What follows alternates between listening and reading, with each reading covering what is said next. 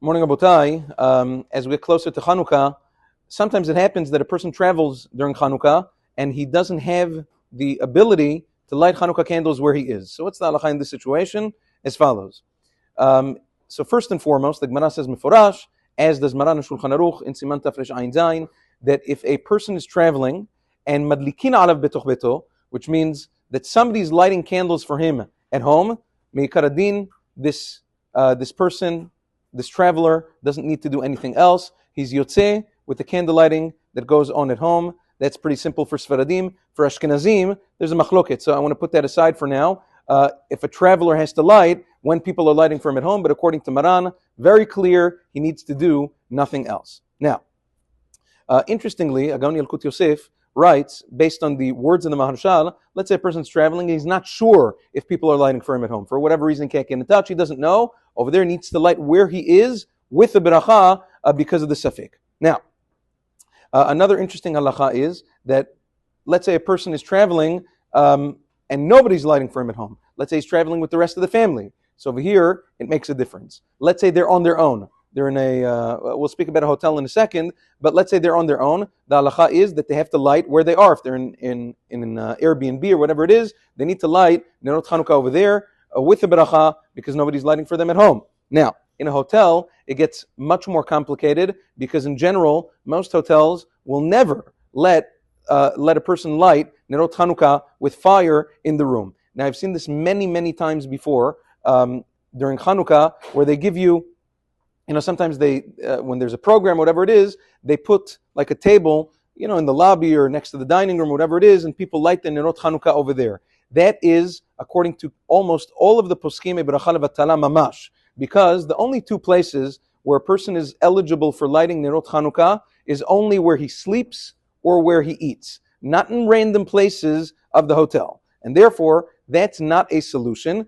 Agon Yalkut Yosef writes that the best thing to do is for all of the guests of the hotel to band together, to be mishtatif, and to buy together oil and wicks and a light Nerot Chanukah at the entrance of the hotel, not in the lobby, but mamash at the entrance of the hotel, and then everybody will be yotzei the chovah. Sometimes that's not so practical. You can't really get everybody together. In that case, what I tend to tell people to do, and I've done this myself in the past also, is to light electric candles without a beracha in the hotel room, because according to several poskim, you would be yotzei Nerot Chanukah, at least on a b'di'avad level, with electric candles. However, you can't make a bracha on that. Now, if a person is traveling, let's say you're a guest in somebody's house with your entire family, and nobody's lighting for you at home. So here it really depends. If you are paying an itemized bill for all of your expenses, the halacha is that you need to be mishtatif biprutot. You need to give the Ba'al Habayit a few cents to participate in the cost of his oil and wicks, and then you need not do anything more. You don't need to light. You're part of his lighting.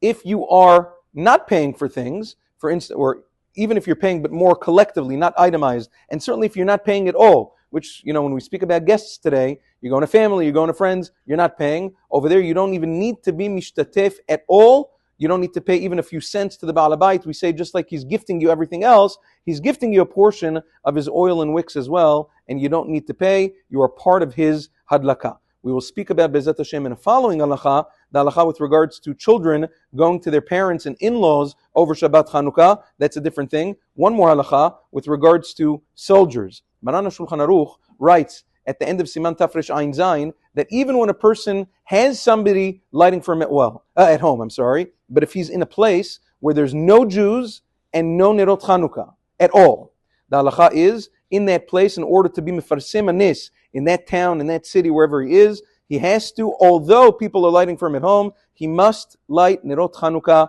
with the beracha for the pirsum anis, since there are no Nerot Chanukah going on over there. Therefore, soldiers who are in these remote places, in Gaza and Lebanon, wherever they are, Hashem yishmerem chayehim, however, even though they have people lighting for them at home, could be, but when they're in these deserted places where there are no Nerot Chanukah, over there the halacha is that they would have to light Nerot Chanukah with a bracha. Obviously, I got a comment on this halacha last year from one of the soldiers. They said, Davka, you shouldn't light because sometimes they're in strategic places, and if you light Nerot Chanukah, it gives their position away to the enemy. So I guess, if you don't want to get shot and whatever, so it doesn't make sense, so don't do that, you know what I'm saying? But in in normal situations where they're not in a place where they would give away their strategic locations based on lighting candles, so they would have to when it's an area deserted of Jews and of any other Nerot Chanukah. Have a wonderful